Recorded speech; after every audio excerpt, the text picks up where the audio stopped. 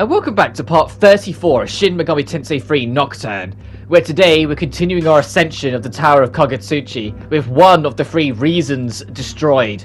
With Ariman, or Hikawa's reason, left in pieces as Hikawa now died, there's only 2 more reasons that can shape the world left. If all 3 reasons die, there's no new way to shape the world unless another human comes forward. So what, because we are a true demon, if we kill all 3 reason holders, the world is doomed, essentially. And that is what we are going to be doing. Because we need to get the true demon ending, so we need to side with Lucifer. And to side with Lucifer, we need to take it out of this world in our final fight. But when you press on, you'll get a lift ride, which will then add more instruments to the Tower Kagutsuchi's theme. And directly ahead of you, there's a nice little nod to the start of the game.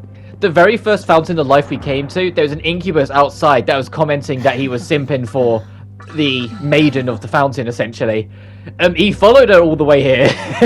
But yeah, there's a Fountain of Life here, right like all this way up, which is a nice breather after everything you've just done on your journey.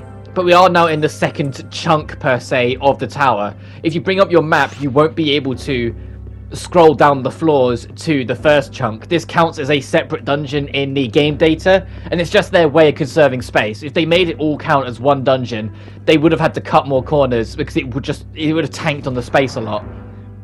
So splitting it up so the game recognizes it as 3 dungeons instead, it just makes more sense. But we are theoretically, like, in terms of story, we're still in the Tower of Kagutsuchi, but in the game code, we're in Kagutsuchi 2, essentially. Be wary up here, because there's some real nasties in terms of physical damage enemies here. But look at this in one turn. Look at the group-wide health. But there are some real nasties if you're not careful up here.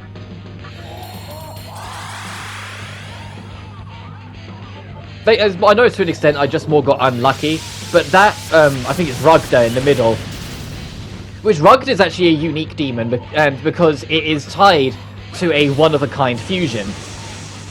There are some demons in the entire SMT family which they ignore the general rules and conventions of fusion if you get them together. And that is one of them. There is another demon in the game that if you can get, I don't know if it's Barong that you need to get, I might be wrong there, I might be misremembering, but if you get that and another one, it's the only way in the game to get Shiva. The demon Shiva. And that's something that's universal to the entire Shin Megami Tensei franchise. Like, it's in Persona as well, it's in Digital Devil, it's an always, pre-designed universal. And I like that. Like, there are a number of other ones as well, but that one is always the one that's always stuck out to me. And the reason why it stuck out to me is that when I was a kid and I was trying to 100% Persona 4's compendium, Shiva, I kid you not, was the last Persona I was missing. Because I just didn't know about that very unique fusion. And I happened to eventually kind of lose the will to live after trying to do it for so many playthroughs. Because if you've been at this channel for a while, you'll know that Persona 4 I've infamously spent over 1,000 hours in minimum. Like, my original save file on my PS2 says 999.59 on it. It doesn't count any higher. But for the longest time, my compendium was 99% and I was only missing 1. And eventually it frustrated me enough that I looked up a GameFAQs at the time. And I went through the entire demon list, and there I saw specifically you need to use those 2 demons and nothing else, and it will give you Shiva. In fact, in my Megaton life, I've 100%ed 4 compendiums. I did Persona 2 Eternal Punishment on PS1, Persona 3 Original, I never bothered to do Fez because I just really could not be bothered. I'm sorry that people enjoy, love Persona 3, but I just don't click with Persona 3 as much as a lot of people do. I like its story and characters, it's just everything else I just don't enjoy. Persona 4 and Persona 5. And that's Persona 4 base and Persona 5 base, because I don't own Persona 5 Royal, and I'm in no particular rush to get Royal, and I've yet to do Persona 4 Golden, because when it got released on Steam, I decided that I would wait to see if it got a console port as well, and if it did, then I would do it.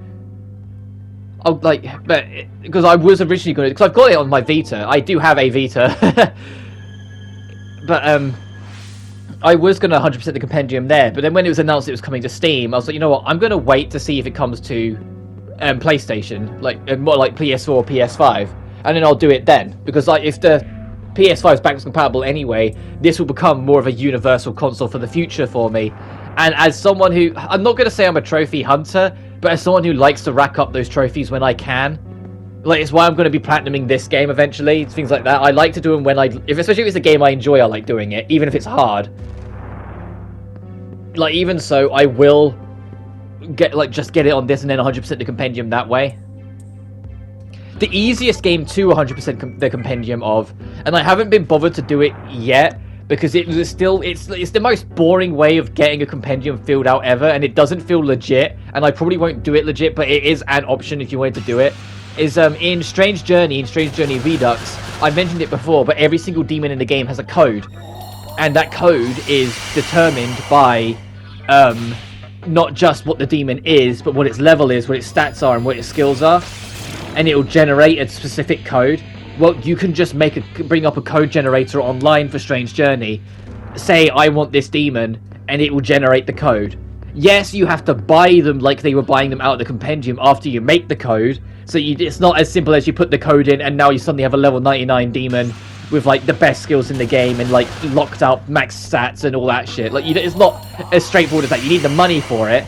But if you can get a good grind spot, or in Redux's case, if you just buy that, the money grind DLC, because every SMT starting with 4 has a money grind DLC for some reason, you can max out that compendium pretty damn quickly. I said the only thing about it is that it's the most boring method you'll ever get to max out a compendium, because you're just looking on the internet, clicking a demon, generating a code, going to your 3DS, going to demon search in the Cathedral of Shadows, typing in the code, bringing up the demon, then going into the compendium, buying the demon so it gets registered, because it doesn't actually it goes in your compendium, but it'll have like a little silhouette image of it instead to tell you that you don't actually own it yet because you've only put in the code. So you have to actually buy it before it becomes logged in the compendium, even though you haven't retrieved it from the compendium. Like, it's just a hassle. But on 302, the floor, the puzzle here is a bunch of light bridges, and they will only appear when you stand in front of them, and they'll disappear behind you. So if you go the wrong way, you have to see it through to the end regardless. And I max out another Magatama, and Hades Blast is pretty nice as well, but with Deadly Fury, I'm like, nah, I'll swerve.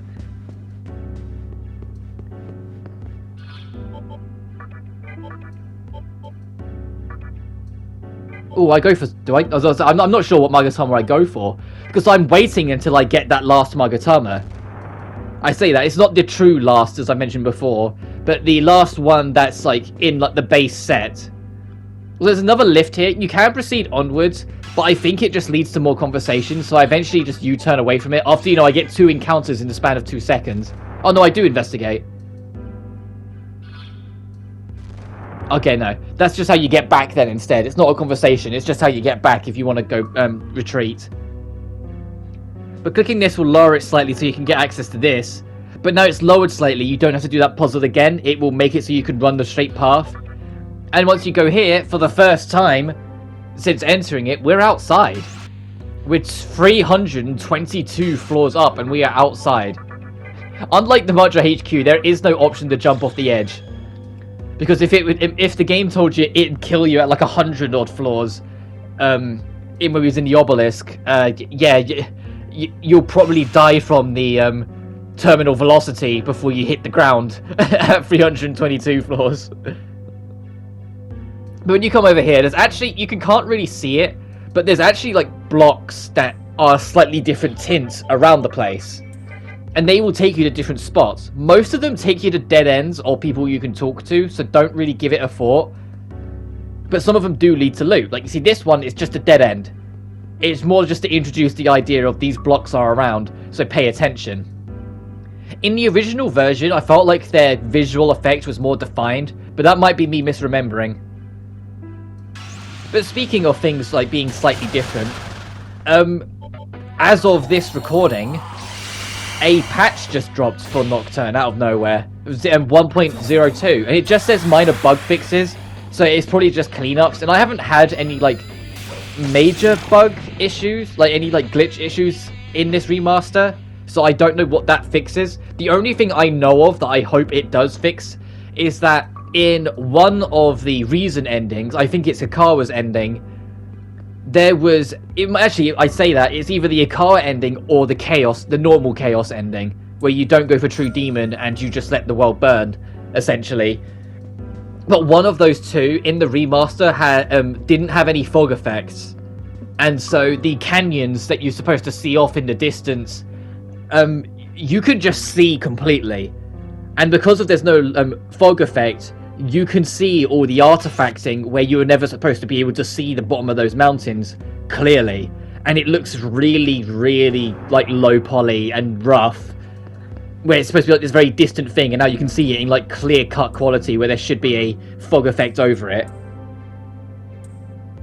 And it just, so maybe they fixed that up and put the fog effect back in, because it did look, when I saw images of it online, I was like, oh god, that looks hideous compared to the original. But anyway, once we proceed up here, this boss you technically don't have to do right now. You have to do it before you finish the dungeon, but there's actually a light pillar outside of these doors. If you take that light pillar, it will take you onwards to the shop where you can buy that last Magatama. So if you don't want to do this boss right now, you can come back to it, because this is an absolute grind of a boss fight.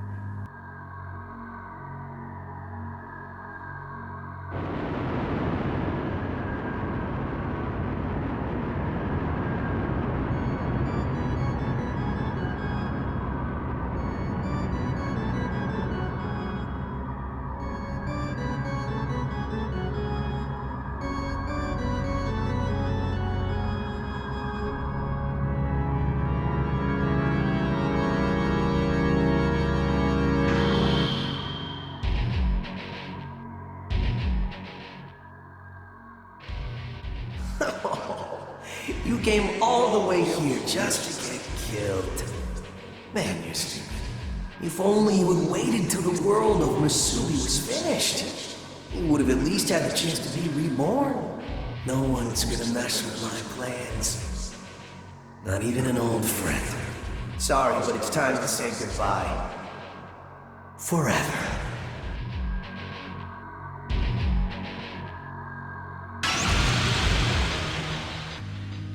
Isamu, it's time for his demise to act as the second of the 3 Reason fights.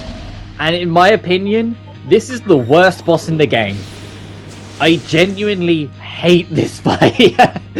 And the biggest reason is because of the gimmick that will be introduced very soon.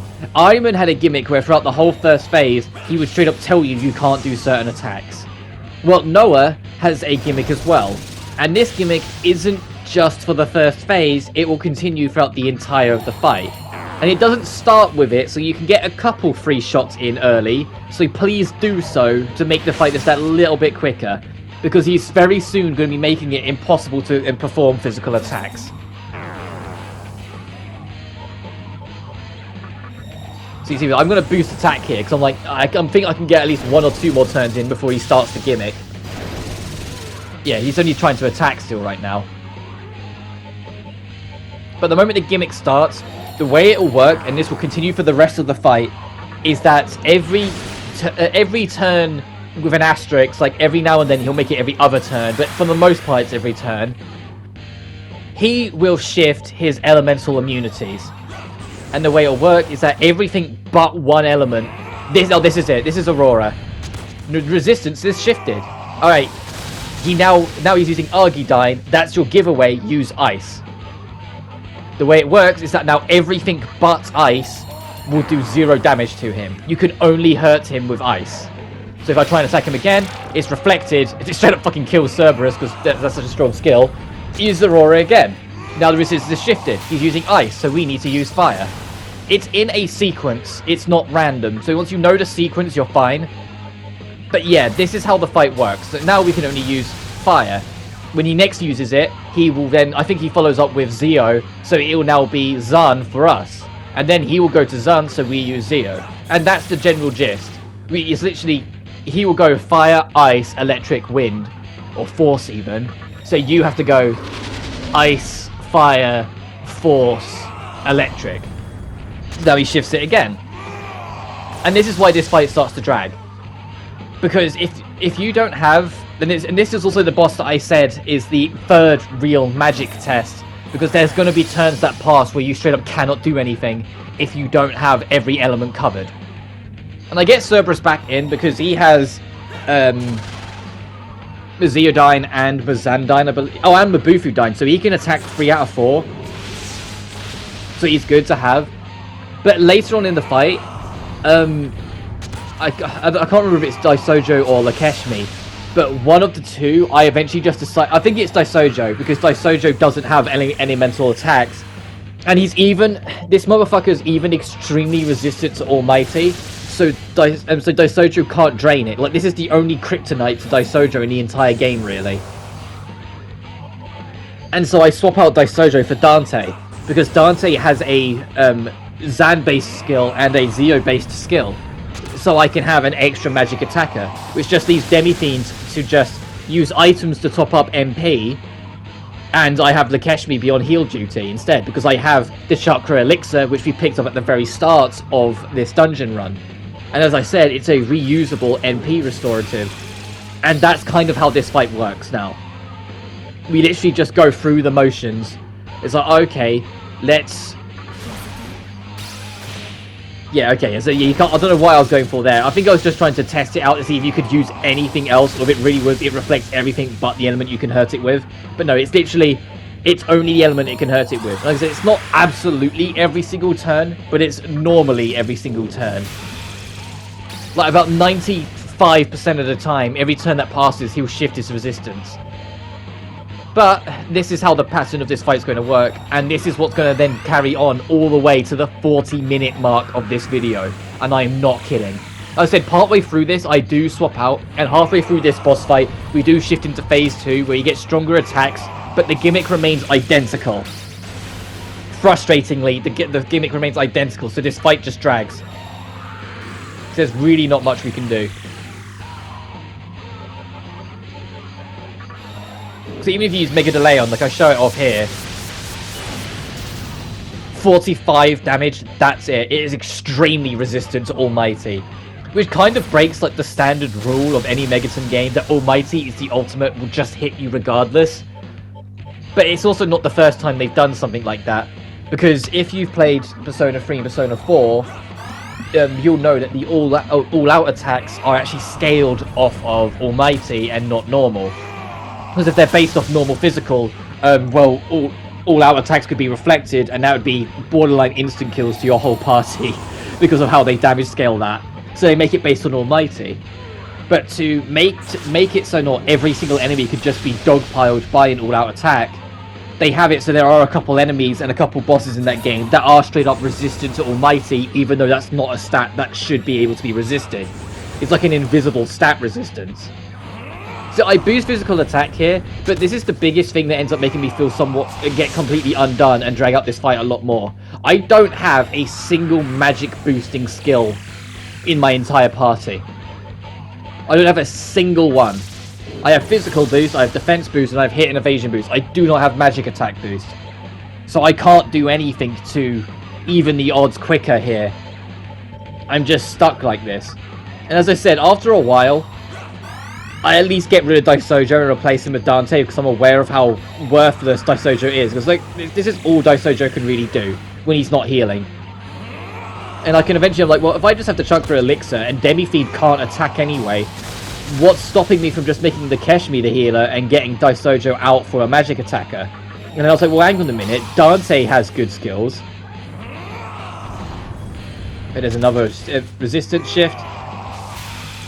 Thankfully, a lot in the first phase, he will use attacks that straight up give away what resistance he is on. So if you lose track, you can still kind of regain yourself. Whilst in the second phases, he might start using more universal attacks that hide it a little bit more. But by the time you get to the second phase, you should be in more of a pattern that you know what you need to do and know how to handle it, yada yada. But yeah, so I just don't enjoy this fight. It just takes forever. It's the final real magic test of the game, and it's just such a goddamn grind. And the reason why I say it might actually be in your favor to go do the rest, like ignore Noah for now, go up the lift, go to the shop that's coming up, buy that Magatama, and then now you have all the base Magatamas, go do the optional dungeon, even though the optional dungeon is pretty damn brutal in its own regard, is because when you get that final Magatama, you'll be immune to everything but Almighty. So Noah literally can't hurt you in this fight. Yes, it's only for Demifeed and not your whole party, but you will be safe. And so you can just kind of switch your brain off more entirely in this fight and just burn your way through it as and when. But he might have one Almighty attack, but off the top of my head, he doesn't use it that often if he uses it at all. It is just one of those things where you can kind of just break into it. God, we still got another 20 bloody minutes of this fight. I just looked at the time on this video. I was like, oh, we still got 19 minutes more of this fight yet. I need to talk about other stuff. It's the only way we're going to survive this, because this is such a grind of a fight. Like I said, I know Beelzebub took a long while, and a lot of it was my fault, and I know this is a lot of my fault as well. But there's only so much you can speed up this grind of a fight. There really is. This fight takes such a goddamn long time, especially on hard. On hard, it just transforms into hell. And it's like the biggest fight I'm not looking forward to when I eventually do my hard run with Raido.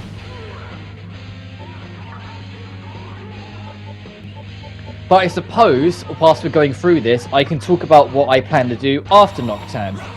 I've mentioned it before I started Nocturne that there's 3 big JRPGs that I want to cover this year. Nocturne being the first of them, Neptunia Reverse being the second, and the Final Fantasy VII Remake being the third. The 7 Remake is going to be put on a big question mark for now, just because Intergrade has blocked scenes in its ending. And I want to wait to see if Square Enix remove those block scenes later on before I jump into it, so then I can do the base game and Intergrade together instead of doing the base game and then having to come back for Intergrade later on, sort of thing. And the reason why I put more of a question mark on it, despite the fact that I always had faith that they would get rid of it for the base game, is because of Kingdom Hearts 3. It's a little game called Kingdom Hearts 3, which, as far as I am aware, never got rid of the block scenes for its DLC, but did for the base game. Also, we are halfway through this fight now, so we go into Phase 2, but now we're in the much longer side of this fight. Why do you always get in my way? But hey, at least we get to listen to the Reason boss scene for the next, 17 minutes. But I digress. Back on the topic at hand.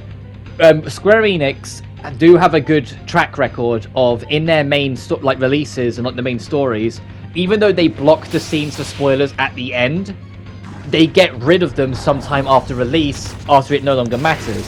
However, Kingdom Hearts 3 had a blocked scene for its DLC.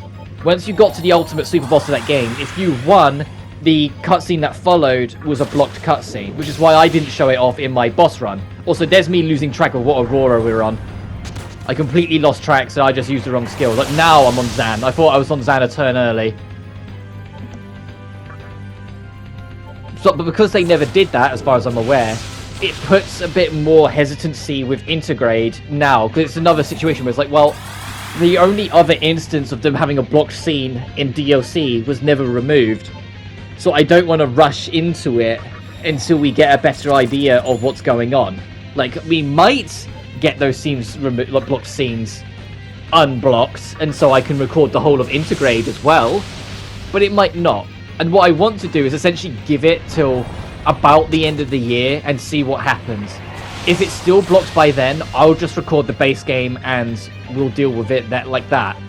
But if they do get rid of it at any point too, then yeah, it'll be pushed up the totem pole in priority. But next after this is going to be Neptunia Reverse. So I feel like it's been a long time. Well, I say it hasn't been that long. It was last summer, so about a year ago now-ish. I'd say it's like 10 odd months ago-ish that we did the last proper new Idea Factory title on this channel. Like one that was entirely unique. Because Because I know we did Dragonstar earlier in the year, but that was a second run of a project I'd already done, just going down a different route. Whilst Neptunia Reverse is the remaster of the original Neptunia, and that's something I haven't covered. The only Neptunia game I've covered is the 4th game, so I want to cover the first, even though the first is by far the clunkiest, and its story is the least existent of the lot. It's still a really fun ride, and I want to show like the origin of the Neptunia game and what it did. I won't be playing in arranged mode though. The PS5 remaster exclusive arranged mode breaks the balance of the game in two so hideously that it's just not happening. I might showcase it in an extra video one-off later on, but at least for now it's not happening. I'll be playing it in the original mode, which even then is kind of a lie, because in the original version of the game, Neptunia 1 and Neptunia Rebirth, the first remaster it got on the Vita and then eventually released on Steam, you only had active roster of 3. Like, when you went into fights, you could only have 3 characters, sort of like what Death End Request has. But starting with the second game, they upped it to 4, and it's been 4 ever since. And that's just because of the severity of the amount of characters that are in Neptunia titles. They decided they needed to up it to 4. And I, to be honest, prefer it being up to 4. Well, Neptunia Reverse, the PS5 exclusive remaster, makes it on both original and arranged 4. It makes it standardized to make it more universal with the rest of the series. So they upped the player count and the battle count to 4. And to be honest, I don't think they really rebalanced the game too much after that. Because it does feel like there's a lot of fights that in the original run were infamously kind of difficult. Because the Neptunia 1's difficulty balance is a little all over the place. I won't kid you around. It goes from super easy to ball-bustingly hard at points for like no good reason. But when I was going through it on my practice run to get a feel for it, not one fight really stood much of a challenge once I got a full party of 4. Which will make work for recording it, like I can get through it a bit quicker. But it was something that I feel like is worth mentioning. That it's not going to be based on the original balance, or at least it really didn't feel like it was based around the original balance. It felt a lot easier as a whole. But I swapped Dante in on this as well now. Like, we got rid of Daisojo because he just wasn't helpful, so we can have an extra magic attacker each turn to hopefully make the fight go a little quicker. But since we've got another 12 and a half minutes yet, it really doesn't. And I do like Noah's design for the most part. I think the fact that it's got Isamu's face on the front of it at the end is kind of dumb. But I like what it's supposed to represent, of like this stillness paradise thing, where it is just this big blob that looks like an ark. Like a living being version of an ark. Like to carry humanity to their own paradises. It makes sense in that regard. I just think the fact that it's got Isamu's face on it is a little dumb.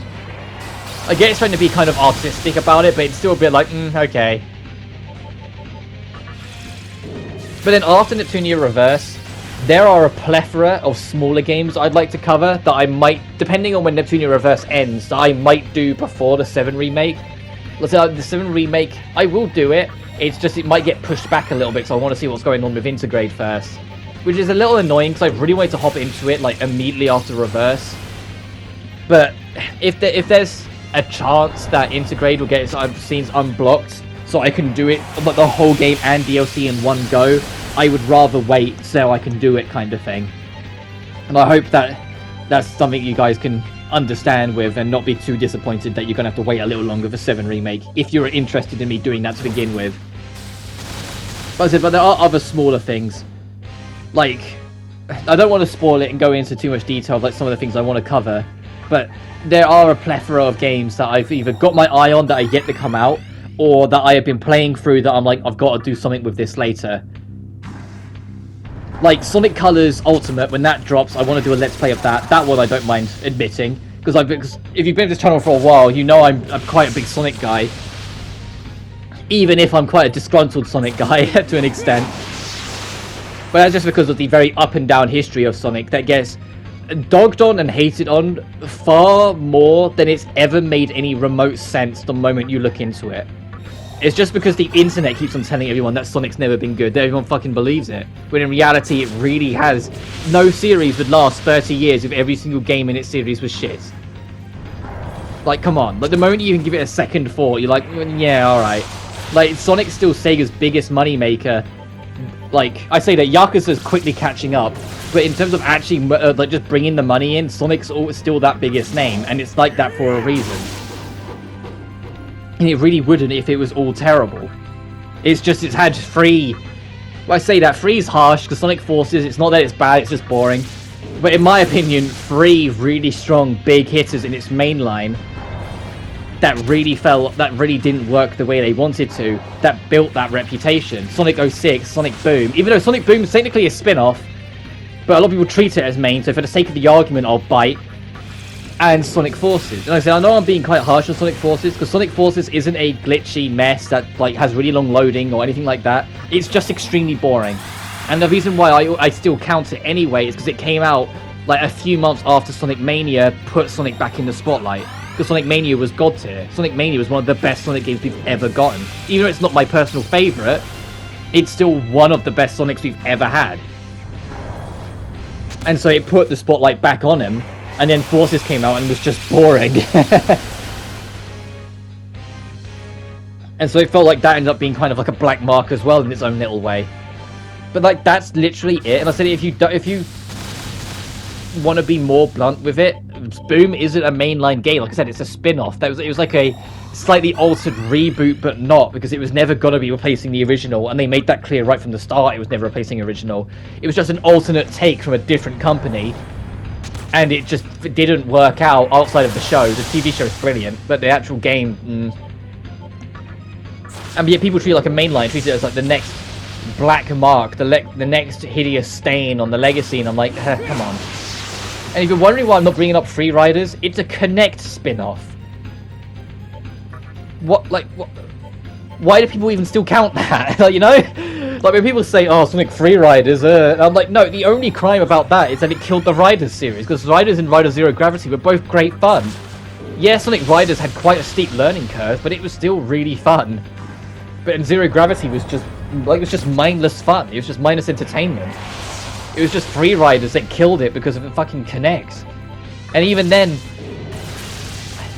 yeah, I've seen videos of people like showing that, yeah, there were a couple good Connect games out there. It's just yet that, like, the devs had to put a hell of a lot more effort into it to make it work. But the Connect as a whole failed for a reason. And it was never something that it was ever going to be like a redeemable thing. Nothing that released on there survived, really. Outside of games that were memed on.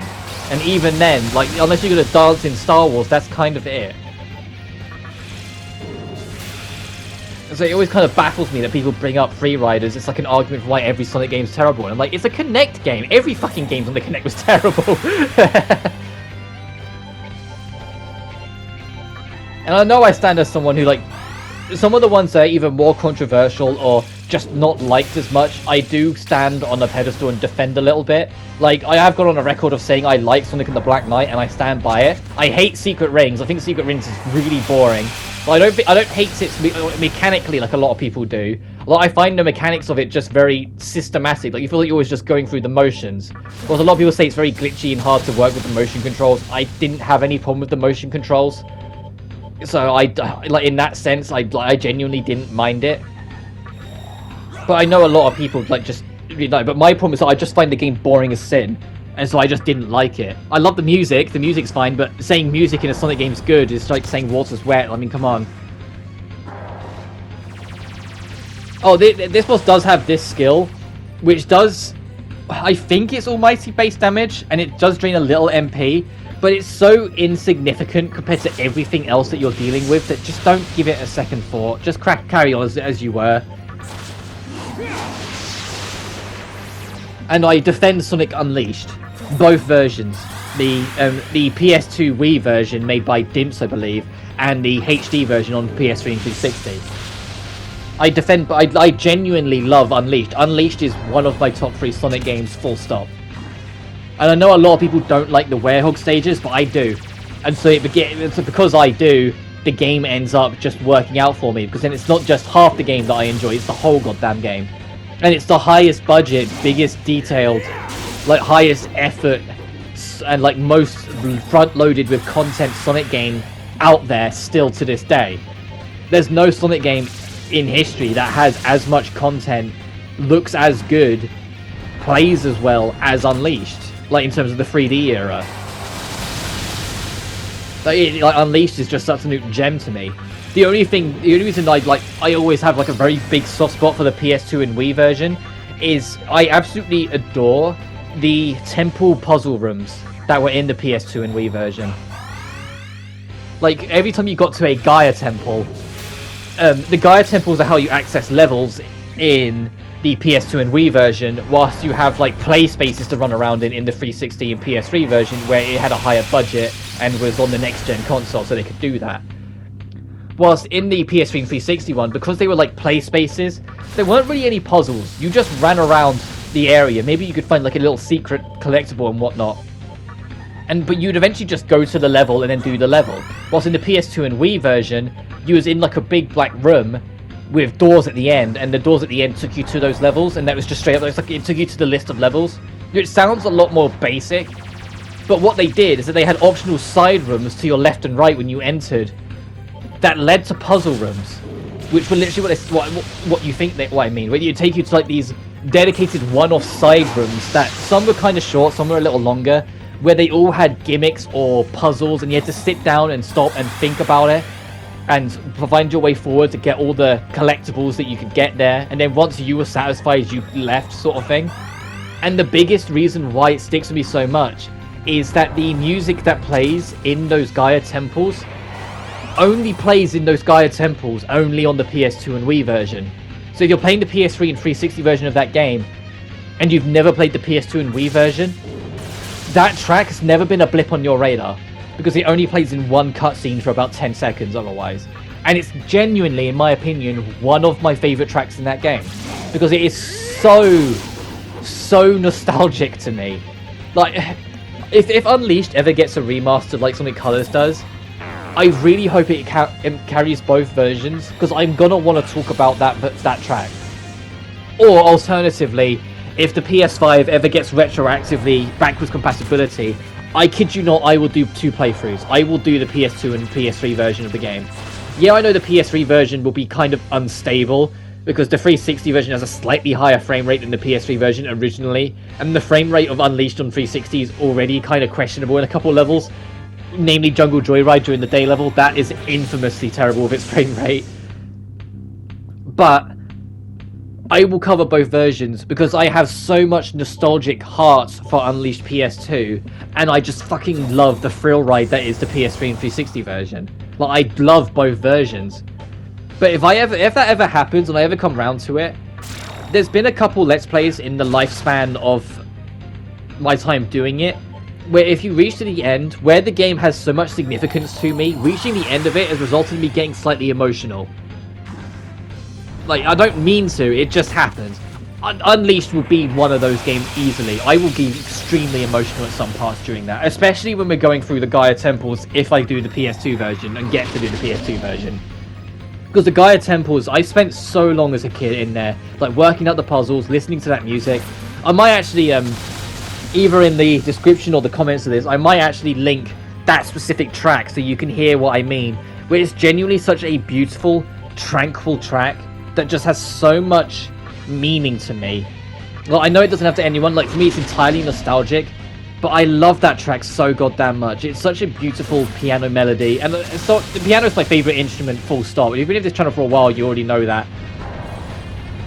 But the piano being my favourite instrument, full stop, that track has just always gravitated to me. Like every single time I go back through the PS2 version, so I do play the PS3 version, so I'm not a big fan of what the Wii version's controls do with it. Whilst the PS2 is a lot more standardized, and I just think it works better. But yeah, but if I do, my god, like if I get to cover that PS2 version, my god, it's gonna be a really fun time for me. It'll be one of the happier Let's Plays. So I know there's been a couple Let's Plays over time, and I don't mean to, but there's a couple Let's Plays over time where I kind of lose spirit as a little bit as I go through, and you can hear it in the videos. Like, to give a recent example, Dragon Star Varnia's Madness playthrough, I very much lost spirit near the later half of that because I didn't like doing the Madness route. Like, I promised to cover it, so it's always gonna. but I didn't enjoy seeing these characters I adored get tortured and break down so heavily, and it just really wore me out quickly. But there've been other Let's Plays like Neptunia V2R, that's a good one. I was buzzing throughout the entirety of that Let's Play because I love that game and I love how funny it fucking is. And also, Noah's finally dead, by the way, 40 minutes in.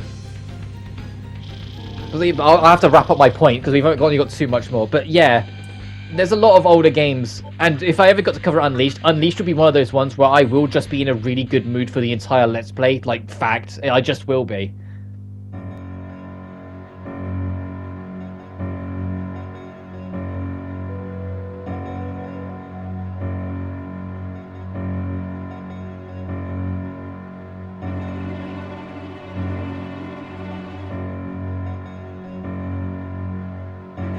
Congratulations.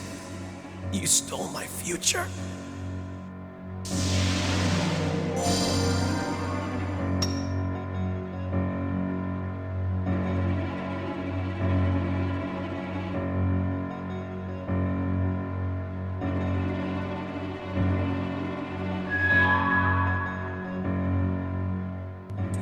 Despite thinking that the face on Noah's kind of dumb and goofy, I do really appreciate how they like made that artistic appeal of like the face is screaming and crying, and then there's just this shadow of his former self sitting in the middle of it. Isamu's just there because Isamu never learned anything.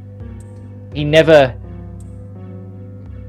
learned like a valuable lesson of life, of learning when to pick up your fights and learning from experience. He never did that. He always ran away from his problems, and then he got the ability to have a god support him in always running away from his problems. And so the fact that his end is just him screaming and crying, or like the Noah screaming and crying, and him just sitting there, like looking so tiny all of a sudden, it makes sense. It's so fitting for his character. He's like a child who never got what he wanted and never learned. But with Ahriman, Noah, and Baal Avatar, the only one left, because of the gravestones in the Labyrinth of Amala, there is a gravestone for each of those reason fights. Because there's a chance you won't fight them full stop depending on what reason path you go, there will always be a demon you can talk to immediately after their arena that will, if you talk to them, like, activate that fight. That angel there would have activated Noah if we hadn't fought, if he went for Noah's reason and hadn't fought it. But this is the shop space. The mannequins made a base up here on the 402nd floor. And there's a junk shop here, which will allow you to buy the last Magatama, which is quite beefy in price, but you should have more than enough by now. And that will act as the last Magatama in the main list. So there is an extra one that we'll be going for, but that is an extra one. Like, you're only going for it really if you're planning to get the true ending or go for 100%, which I am, so we're going to be showing it off. And we've got some lucky tickets because we did pick up 25 and I haven't been to a shop since. But in here is the full, like, shebang. Like, there's everything. There's another terminal, and a proper terminal at that, not a S terminal. There is a Cathedral of Shadows. There's a Fountain of Life. Like, there's everything here. It's a proper, like, mini town here. Like in Asakusa 2.0. There's mannequins everywhere. This place reminds me of Asakusa. Oh, well, shared point, kid. But when you go into the Cathedral of Shadows, you'll be greeted with this scene. Now we have all the Magatamas. For a guest like you. In this land, there exist certain things that hold demonic power. Yes, the Magatama in your body are what I'm referring to. One who possesses a demon's strength, yet retains his humanity. We have long awaited such an individual. And then, along you came. You, a human with the strength of a demon, have succeeded in gathering all the Magatama. We have concluded that you are indeed worthy of a reward. Take it to his lordship. He, who once protected Tokyo, shall surely aid you with his awesome might. The Lord's Sword is a key to an optional dungeon nearby to the Tower of Kagetsuchi. So we'll be deterring away from the tower for one video next time to do just that. So next time on SMT3 Nocturne, we get the true final Magatama of the game to max out our strength to the most powerful being we can be. But until then, you guys take care now. Peace.